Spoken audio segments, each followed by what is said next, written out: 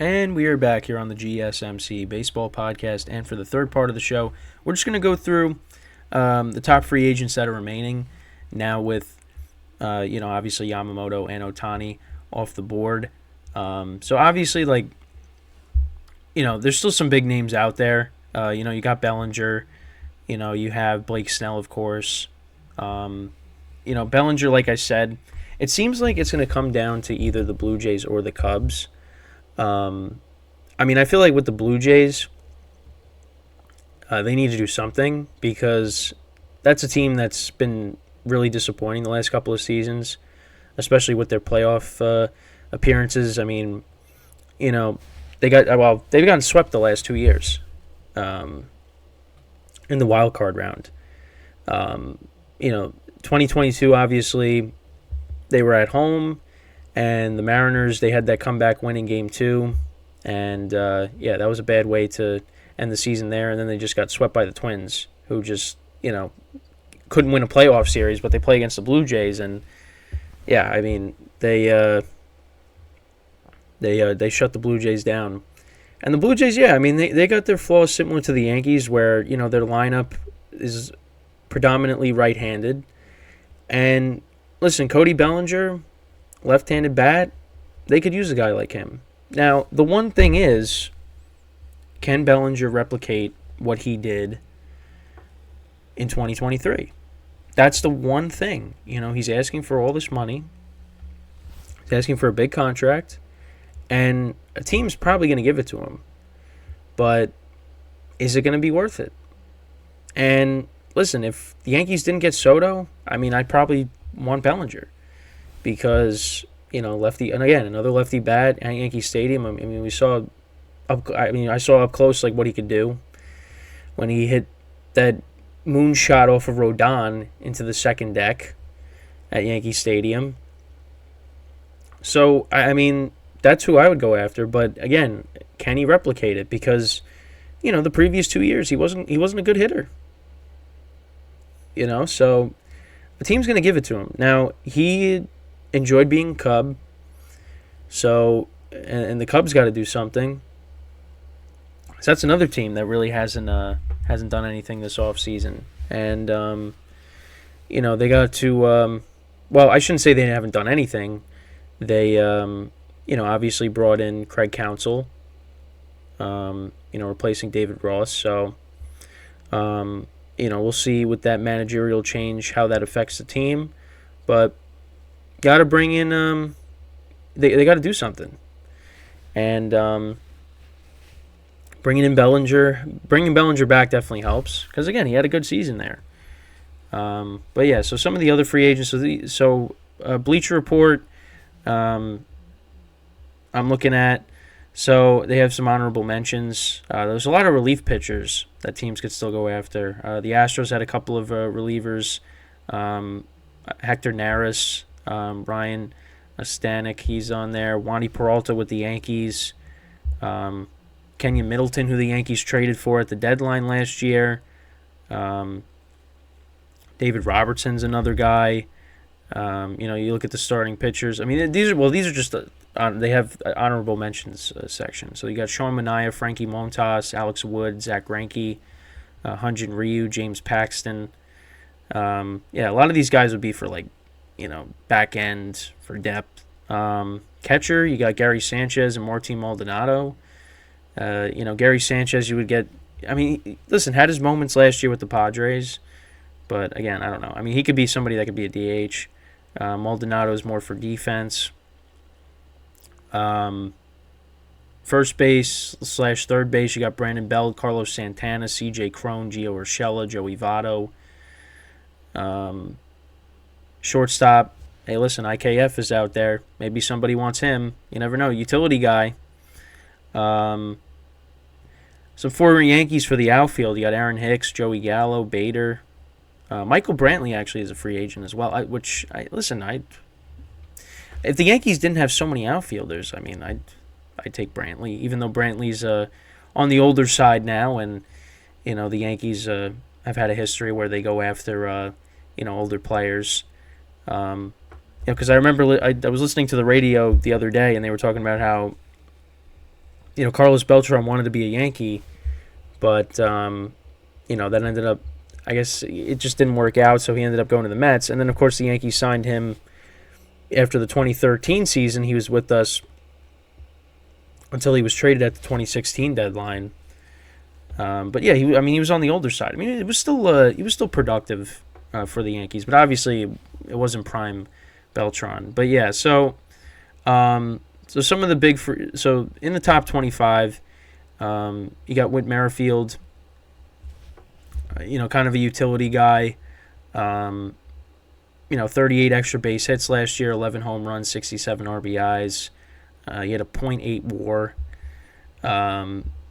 So he was at 25. You got Robert Stevenson, who was a relief pitcher with the Rays. So you got him. Tim Anderson. We'll see what happens with him now. Listen, Tim Anderson was a productive player over the course of his career. Last year was pretty rough, though. Jordan Hicks, which is a guy I know the Yankees were looking at. The Blue Jays got him. Right, the Blue Jays traded for him from the Cardinals to help out their bullpen problems. But listen, for the Yankees, I'm not worried about their bullpen. It's just the rotation is really the issue. But hey, listen, I'd be okay if the Yankees got him. And they could try to maybe fix him. Michael A. Taylor. Jorge Soler was an interesting one. The Yankees are supposedly linked to him. Batted .250 last year, 60 extra base hits, 36 home runs, 75 RBIs. So we'll see. Justin Turner's another guy that's underrated. I feel like whoever gets him on a cheap deal, I feel like that wouldn't be bad. He could still be a productive player. He was productive with the Red Sox last year. So I mean, we'll see. You got Jock Peterson, another left-handed outfielder. Kershaw. It's going to be interesting because again, he's still not sure on what he's going to do. So I mean, you hope he comes back. You don't want to see him, retire just yet. But you could see, the wear and tear is really starting to, show with him. But listen, the guy's a first ballot Hall of Famer, one of the greatest pitchers of all time. He does have a World Series ring, but again, it's it was during the COVID season. But at least he does have a ring. But hopefully maybe he decides to come back. I mean, listen, you got Ohtani, Ohtani's not going to pitch, but you got Ohtani. You signed Yamamoto. You traded for Glasnow. You got some guys coming back from injuries. I'd say, listen, you don't have to be the number one guy. You could be in the middle to the back end of the rotation. Yamamoto. You got Yamamoto and Glasnow there. You could be that number 3, number 4 starter at this point in your career. So, but again, it all depends on health. Hector Neris, who I mentioned before, with the Astros. You got Mike Clevenger. They have listed. Rhys Hoskins, that's somebody I talked about on one of the shorts. That could be an underrated free agent signing because, listen, Phillies, they told Bryce Harper, listen, you're going to play first base permanently. Rhys Hoskins obviously coming off of the ACL tear, so, it'll be interesting what happens there. But, yeah, so that could be somebody that teams potentially go after. Kiermaier, obviously, Gold Glove outfielder, left-handed bat. He was okay for the Blue Jays last year, so we'll see. You got Mitch Garver, who was had some pop last year for the Rangers, 19 home runs, 50 RBIs. JD Martinez, I mean, listen, on a one-year deal, JD Martinez had a bounce-back season with the Dodgers, 33 home runs, 103 RBIs. If he's still got whatever he's got left in the tank, I think is good enough for some teams. So I think he can go somewhere and still be productive.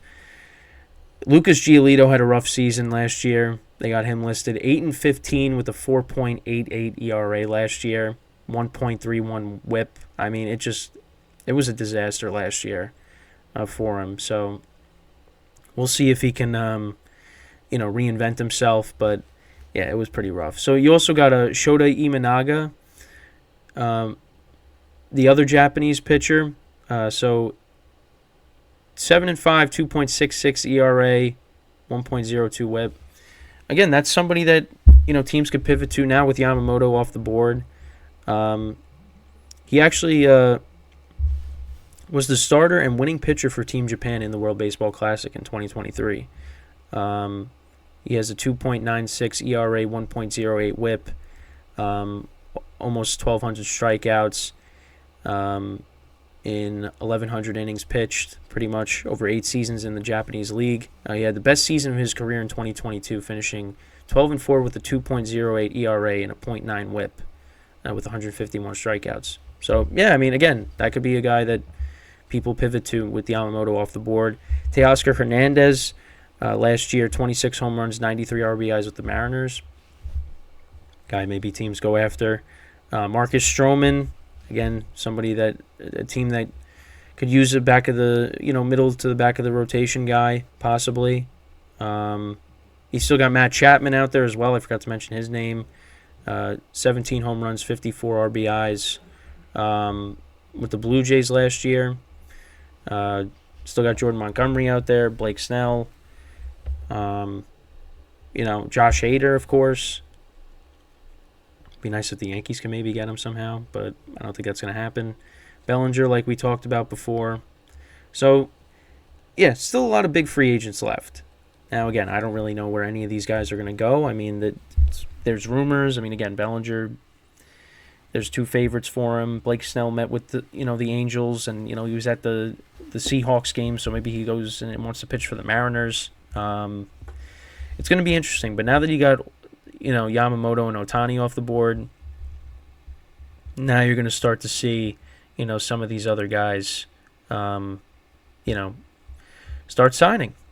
So again, that'll give us more to talk about as we move right along here, of course.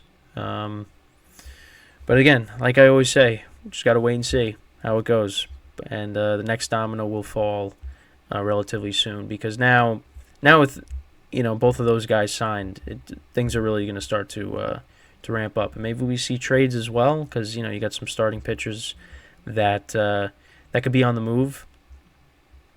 So we just got to keep an eye on that as we move right along here in the off season, almost into January already. So another around 2 months or so, and baseball is going to be back, and then that's when things really start to get fun.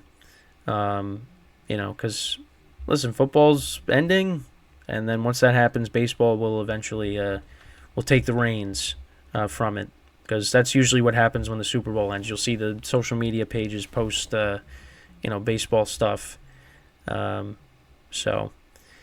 yeah, that's pretty much it when talking about this topic. So when we come back from our final break of the show, we'll actually talk about the big contracts in MLB history. We'll go through them. I'll give you my thoughts on them. And that'll be it for the baseball show. So stick around, and we'll be right back here on the GSMC Baseball Podcast.